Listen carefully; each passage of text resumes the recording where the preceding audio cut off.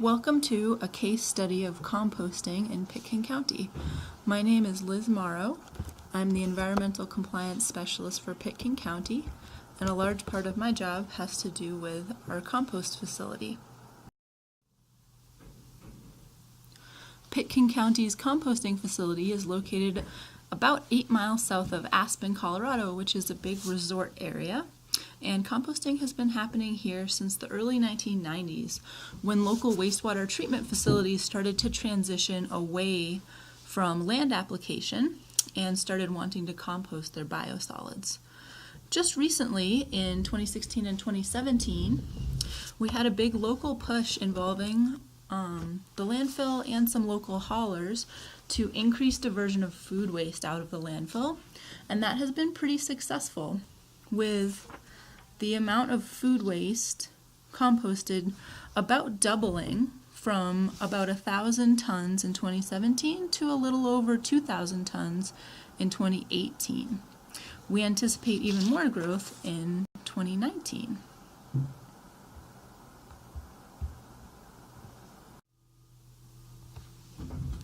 Here's a simplified overview of what our feedstocks look like coming into our compost and soils operation. We measure everything by tons, and we weigh things coming in. We weigh our soil products as we're making them, and we also weigh everything that we sell. So that's how we track what's going on. In 2018, we composted a little over 12,000 total tons, so we're a fairly small facility. But compared to the size of our local population, I think we're actually pretty large. We have a really high concentration of landscaping companies here in our area due to the resort community and all of the expensive second homes that come along with that. So that's why we get so much brush, leaves, and grass at 61% of our inputs. 22% of our inputs are biosolids, and food waste is about 17% of our inputs, which is a pretty good chunk these days, considering that in the past it would have been probably 10% or less. So we're pretty happy with that, and we would like to see that continue to increase. We try to encourage our customers to divert organics from the landfill so that we can compost them by using our price structure to make it cheaper for them if they actually bring their compostables in separately. And the reason we do this is because we really want all of that good carbon-rich bulking material to be able to mix with our food waste and our biosolids that we get.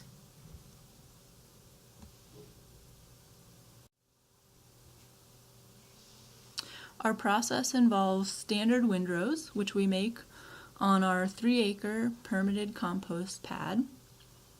We make our windrows with a loader, and there are 2 or 3 of us who are regularly involved in spending at least half a day, sometimes the whole day, doing compost operations. But we do have 14 employees total, and most of them are trained on how to do the compost if they need to. Some days when we are really busy in the compost, or if we're moving a pile, some days we will have 2 operators working on the compost all day, but usually it's only 1 person. So our windrows usually take about 40 to 45 days to meet their 15 days at the correct temperature. This is because it can take them a little while to get up to temperature, especially if they're dry. So we do water our piles whenever possible, and we'll talk a little bit later about why that can be difficult. The only modification we do to our windrows is that we do use a layer of shredded wood or overs on the outside of the windrow, and we do that for odor control. And we've found that that works pretty well. So after the windrows meet their temperatures, we move them to a curing area, which is off of the permitted pad, and they spend at least 3 months there. We water them at least once during that phase to keep biological activity going. And we find that by the time we get around to screening the piles, it's always at least 3 months. It's usually more than 3 months, because we do have quite a high volume for the amount of time we're able to spend on the compost. So after the piles have met their temperatures and cured for 3 months, we screen them to 3/8 inches, and we do test all screened batches for fecal coliform. So every single batch we screen is tested for safety, and then we do a U.S. Composting Council STA test 4 to 6 times per year based on the amount of tons that we're processing. Here's a nice picture of our Vermeer trommel screen, which is what we use to screen the compost. We also use this screen to screen dirt for topsoil.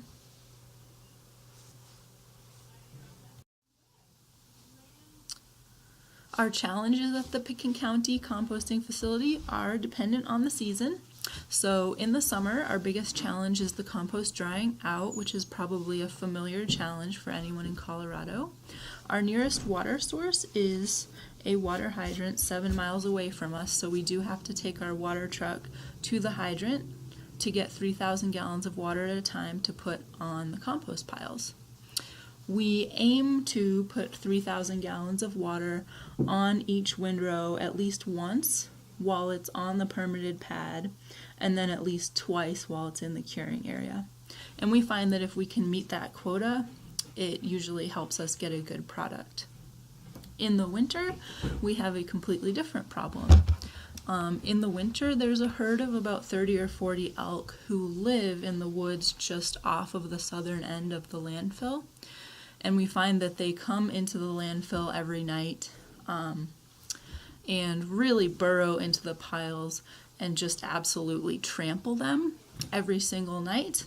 So this winter they were doing that, and around December, January, we were just having a lot of trouble getting the piles up to temperature because they were just becoming so compacted that there was no air in the piles.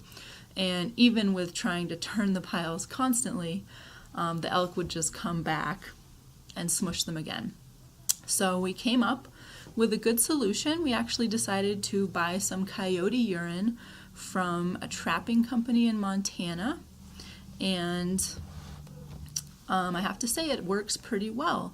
So we actually take, in the winter time, we will take about 1 ounce of that urine.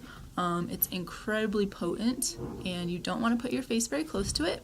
So we'll take about 1 ounce of that coyote urine and spread it over the top of the newest pile that we're working on building, the newest windrow up there.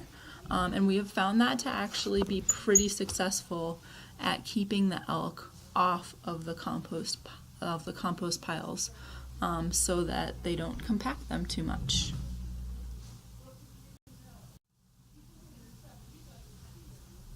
Here's a nice picture from sometime in the fall of our piles, steaming there. As part of the Scraps Grant program and the push to increase household diversion of organics waste, which started in 2015 and 2016, the county did do a big increase in advertising the compost and trying to market it. And a lot of the people we're marketing to are actually the same landscapers who come and drop off a lot of the yard waste that we compost. There are also individual customers or just residents of the valley who come with pickup trucks and trailers to get compost for their yards or home gardens. So we have found that the advertising has had a really good effect on sales and just about general knowledge of the fact that there is compost available. So we do advertise on the radio, online, and in our several local newspapers. Another important factor, I think, in increasing general awareness of the fact that we do sell compost is the fact that a couple of years ago, using a grant from the state of Colorado, the county purchased a bagging machine. So we are now able to bag compost, which makes it a lot easier and more convenient for all types of people to come up and buy some bags of compost as opposed to having to get a pickup truck loaded or rent a trailer or something. So I think that's increased awareness and use of our compost quite a bit.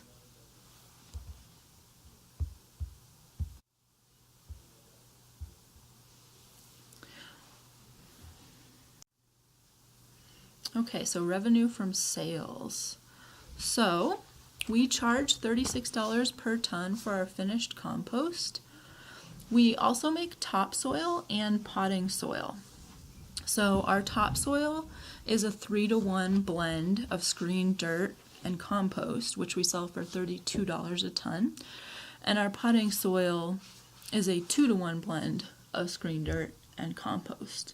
So we bunch this all together in one financial division because the compost is used in the potting soil and topsoil and is a big part of what makes it so popular as a soil product.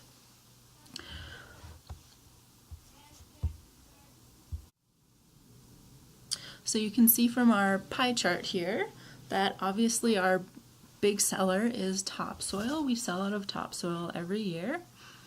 And that has to do with the unique market that we're in here in the Roaring Fork Valley, where we have, compared to our population, we have a disproportionately high number of landscaping companies and construction projects going on, including a lot of excavation and earth moving having to do with large construction projects. Basically a lot of large residential construction projects involving a lot of excavation work and earth moving. So we get a lot of dirt in and we sell a lot of dirt back out.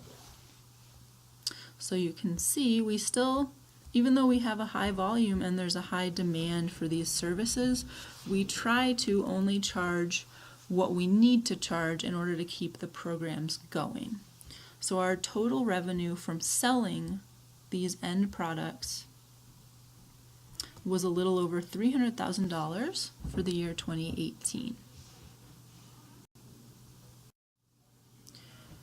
Here you can see a breakdown of our expenses and the net profit for this division of soils and compost, which includes topsoil and potting soil. Any product that compost touches is included in that. So if you look down here at our revenue, total revenue number, you'll remember from the last slide that our revenue from sales was only a little over $300,000.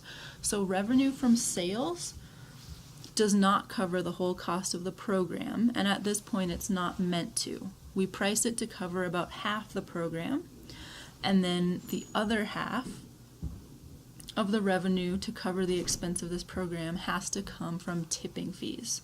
So that's how we decide how to price our tipping fees, is based on the knowledge that those tipping fees will have to cover the other half of the expense of this program.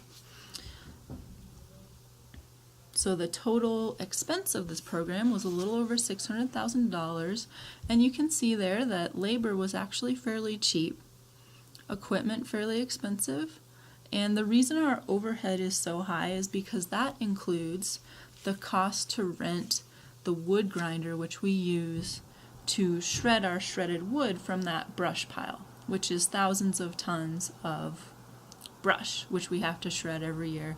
So the rental of that machine is quite expensive. So that's a big part of our overhead costs there. But you can see even with those large overhead costs, with the revenue from tipping fees and the sale of the products, we did manage to break even and even have a small net profit on our soils and compost products.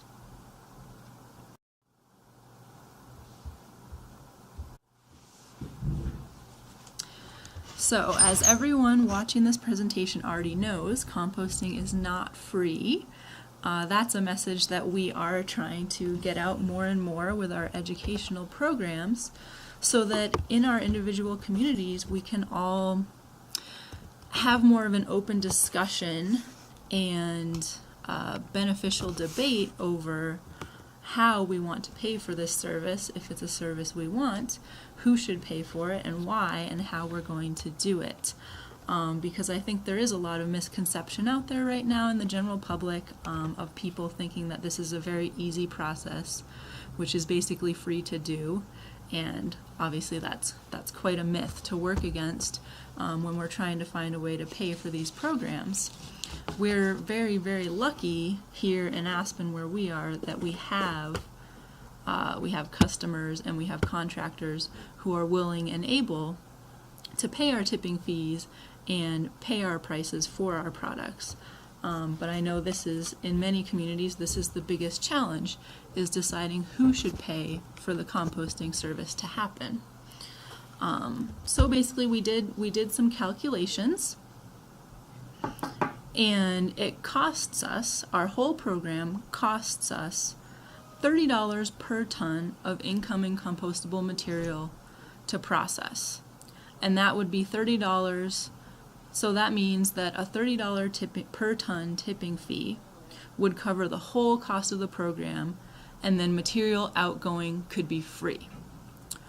Or, using that same calculation, if it was free to drop off material at the Pitkin County landfill, we would have to charge $65 per ton for our outgoing material in order to cover the costs of the program. So, we decided to split the difference, and that is why our tipping fees coming in for compostable materials are mostly less than $30 per ton, except for branches, which are more because of the cost for the grinder. And we've priced our products for sale far below that $65 per ton. So with our middle-of-the-road approach, people bringing in material and people buying material are each paying for about 50% of the cost of the program. And all of our sales are just through local demand and marketing. We don't have any big contracts with anyone. We don't have anyone contracted who's guaranteed to buy our products. But again, we are lucky that we can count on the huge landscaping industry in our area to always have a need for compost.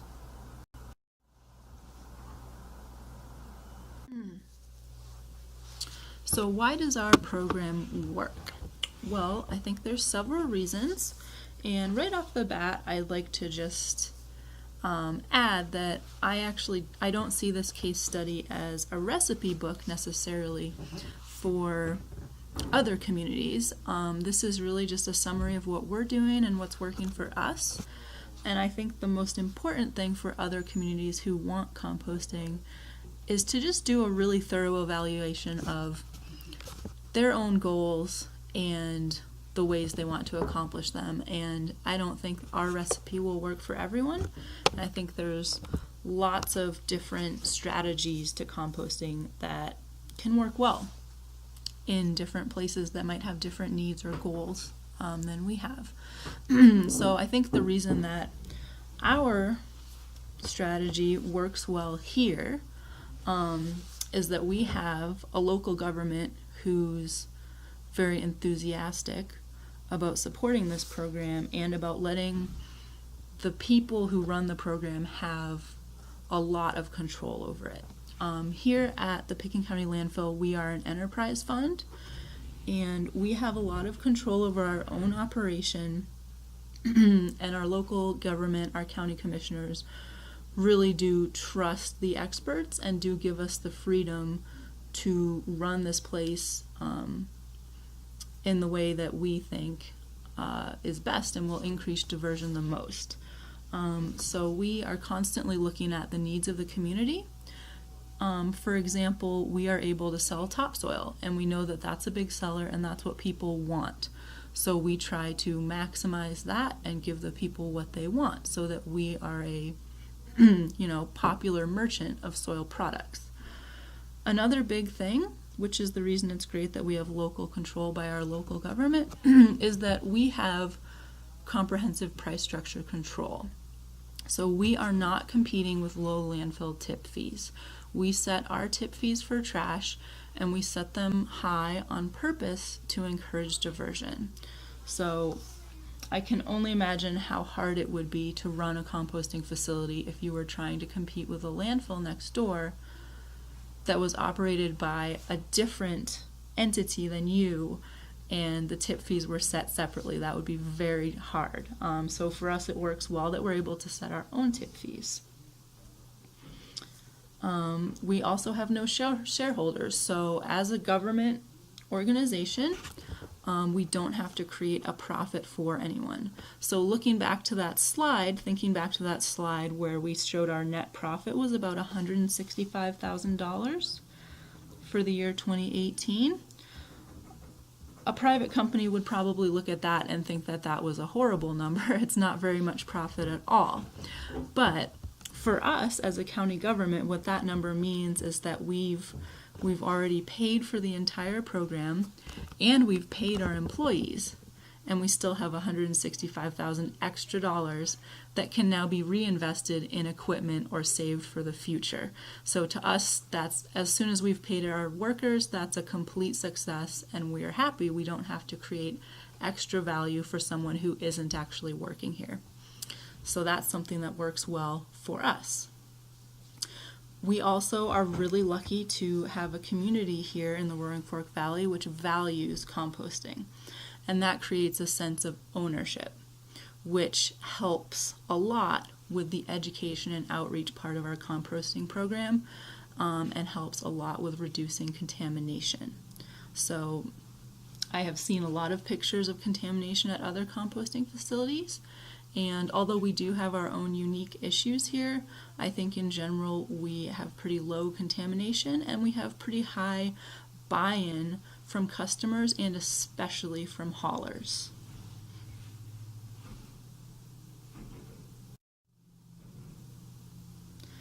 Thank you for your time, and thank you for watching this presentation. If you have any questions or want more information on any part of this, feel free to shoot me an email at lizmar@pitkincounty.com.